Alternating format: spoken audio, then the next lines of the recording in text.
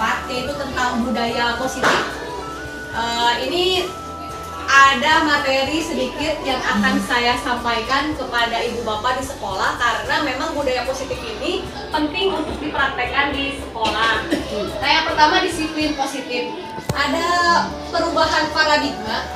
Nah, bagaimana seseorang bisa berubah dari paradigma stimulus respon kepada pendekatan teori kontrol. Nah, bila kita ingin membuat kemajuan perlahan, sedikit-sedikit ubahlah sikap atau perilaku Anda. Namun bila kita ingin memperbaiki cara-cara utama kita, maka kita perlu mengubah kerangka acuan kita. Ubahlah bagaimana Anda melihat dunia, bagaimana Anda berpikir tentang manusia. Ubahlah paradigma Anda, skema pemahaman dan penjelasan aspek-aspek tertentu. Ini ada stimulus respon. Kalau stimulus respon perbedaan dengan teori kontrol ya. Kalau stimulus respon biasanya ibu-ibu misalkan atau saya juga berpikir kebutuhan kita itu sama semua. Padahal kalau menurut teori kontrol, kebutuhan manusia itu semuanya berbeda. Kalau menurut stimulus respon, semua orang bisa melihat hal yang sama. Padahal juga menurut teori kontrol, setiap orang memiliki gambaran yang berbeda.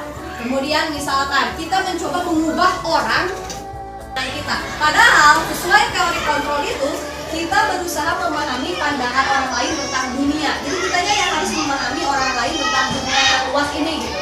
Jadi jangan memaksakan orang lain untuk sama pandangannya dengan kita. Tapi kita harus bisa mengerti orang lain yang memahami pandangan terhadap dunia gitu.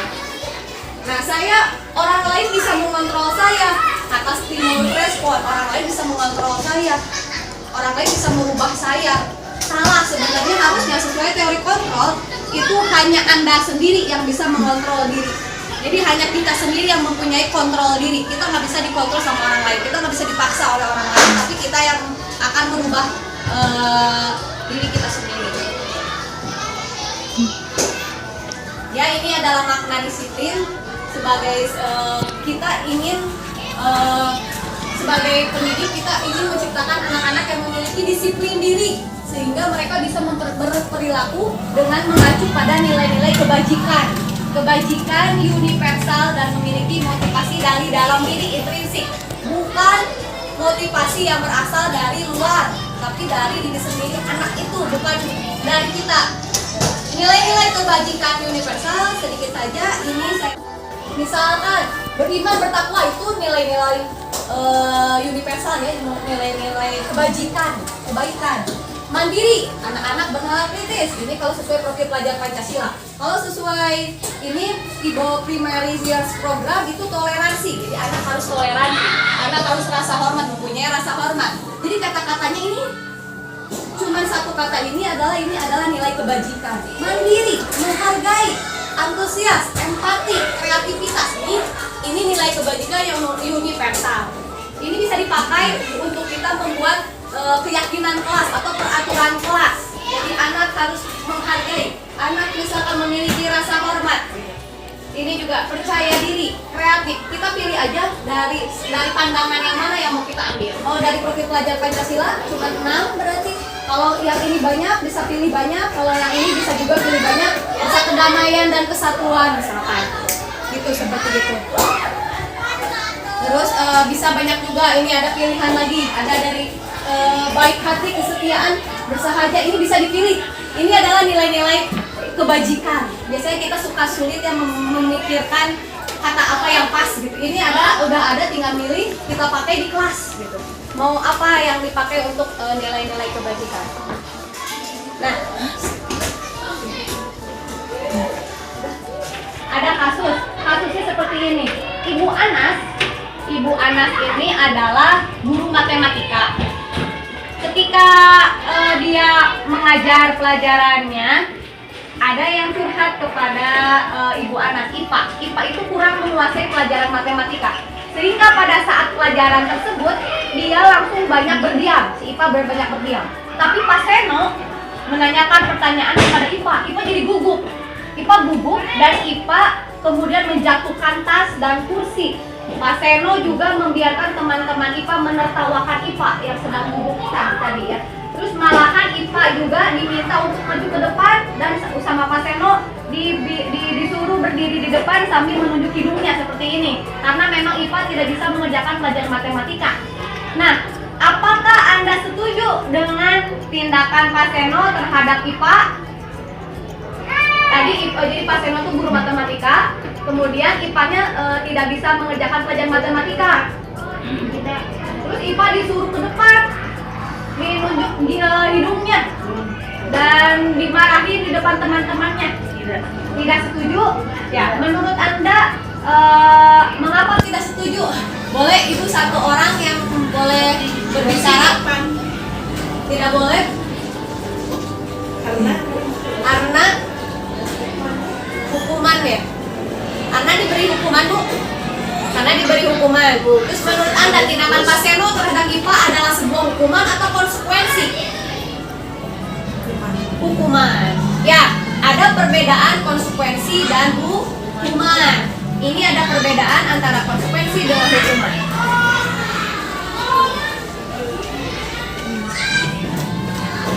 Nah, kalau hukuman itu adalah sesuatu yang menyakitkan harus terjadi ya Bu ya. Tapi kalau di konsekuensi sesuatu harus terjadi.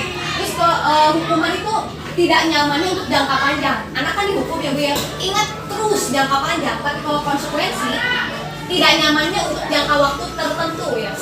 Karena konsekuensi itu anak sama guru udah membuat perjanjian.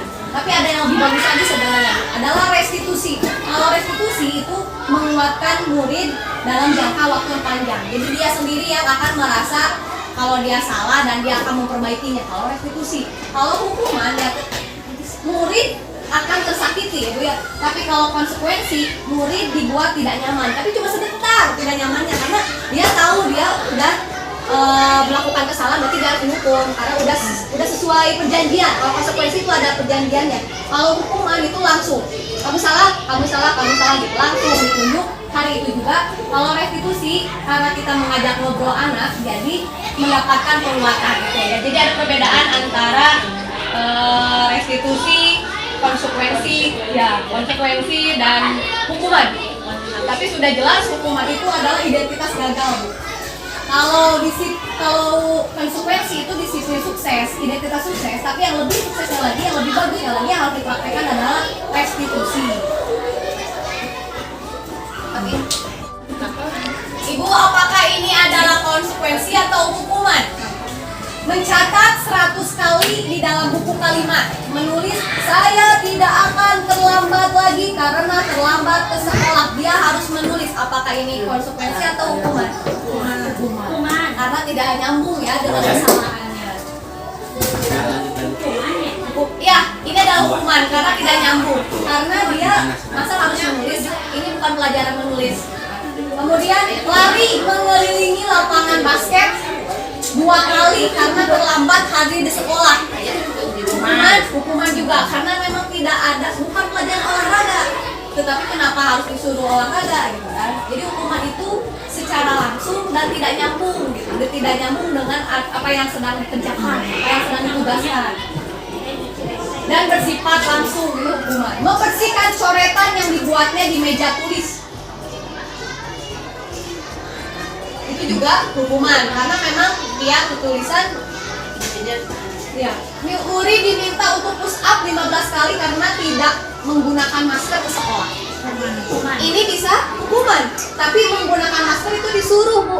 Misalkan disuruh menggunakan masker karena misalkan memang udah perjanjian dengan gurunya ini. Berarti kalau sudah perjanjian menggunakan masker, kalau tidak menggunakan masker jadi harus push up. Ini juga karena tidak nyambung ya, karena tidak nyambung berarti ini adalah hukuman. Menggantikan kertas tugas teman yang telah dicoret-coret. Hukuman. Konsekuensi udah perjanjian, ini ada perjanjian dengan anak. Kalau kalian mengganggu teman, misalkan kamu harus mengganti kertasnya. Itu mah langsung ya, karena nyambung, karena mengganti kertas. Yang dicoret-coret kan kertasnya, jadi diganti dengan kertasnya yang baru. Ini benar, ini konsekuensi. Saling nyambung, ada nyambungnya. Berjemur di lapangan basket jam 12 siang karena mau ngobrol dengan teman. Hukuman tidak ada sangkut pautnya. Ini di sini nih. Lari mengelilingi lapangan basket 2 kali karena terlambat 10 menit untuk pelajaran PJOK. Nah, Ibu, kalau yang ini adalah Konsekuensi. pelajaran olahraga. Kalau yang di sini kan tadi mengelilingi lapangan basket, terlambat hadir di sekolah bukan pelajaran olahraga, jadi tidak pas, tidak sesuai. Jadi ini memang hukuman. Kalau yang ini pelajaran olahraga, jadi dia disuruh lari juga, ini adalah konsekuensi, tidak apa-apa karena pelajaran olahraga. Seperti itu sedikit perbedaan antara hukuman dengan konsekuensi. Tidak disarankan. Jadi anak itu ingin, kalau di sini ada cerita kasus, jadi anak itu melakukan sesuatu karena ingin mendapatkan penghargaan. Jadi itu anaknya itu kalau tidak mendapatkan penghargaan atau penghargaan itu didapatkan oleh temannya, dia merasa sakit hati.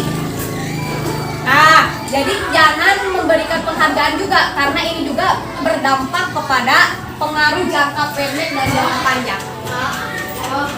Terus penghargaan juga tidak efektif karena bukan dari dirinya sendiri, keinginannya bukan dari dirinya sendiri, hanya ingin diberikan penghargaan, ingin diberi hadiah buku dari guru, ingin diberikan permen dari guru, ya ujian. Ini juga penghargaan tidak efektif. Penghargaan bisa merusak hubungan antar teman tadi. Harusnya dia yang juara 1, ternyata yang juara 1 temannya yang satu lagi, dia jadi balen ke temennya yang satu lagi, dia jadi tidak baik hubungan mereka. Penghargaan juga menurunkan kualitas karena memang bukan dirinya itu, jadi ingin dihargai aja itu dia, bukan intrinsik, bukan dari dalam. Penghargaan juga mematikan kreativitas. Ya itu jelas karena memang dia bukan keinginan sendiri melakukan itu, karena terpaksa. Ya. Jadi ternyata hukuman dan penghargaan tidak disarankan. Yang disarankan adalah restitusi. Ini yang disarankan ya ibu-ibu semuanya, diperkenalkan. Ini restitusi itu adalah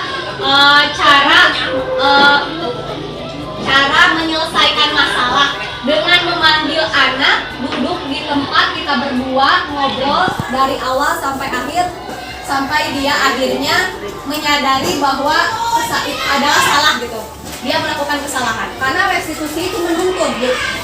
Jadi kita cuma mendengarkan, ya bagaimana, kenapa kamu bisa melukai teman ini, apakah benar kamu melakukan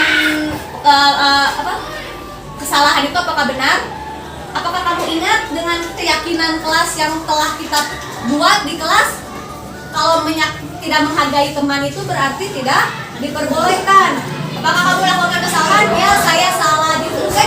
Dituntun. Kita menuntun terus supaya dia yang berbicara sendiri, sampai akhirnya dia yang sadar dan dia ingat, oh iya benar, saya pernah membuat keyakinan kelas tidak membuat teman sakit atau bisa tidak menyakiti teman atau menghargai teman. Seperti itu berarti dia melakukan kesalahan. Dia akan memperbaiki kesalahannya itu sendiri.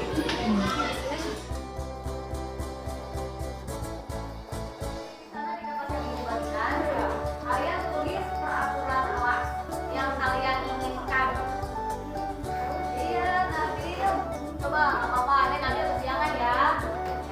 Nah, apakah tidak boleh kesiangan atau harus kesiangan? Nah, kalau kalian tidak ingin kesiangan, kata-katanya juga kalian bikin di sini, tidak boleh kesiangan masuk kelas.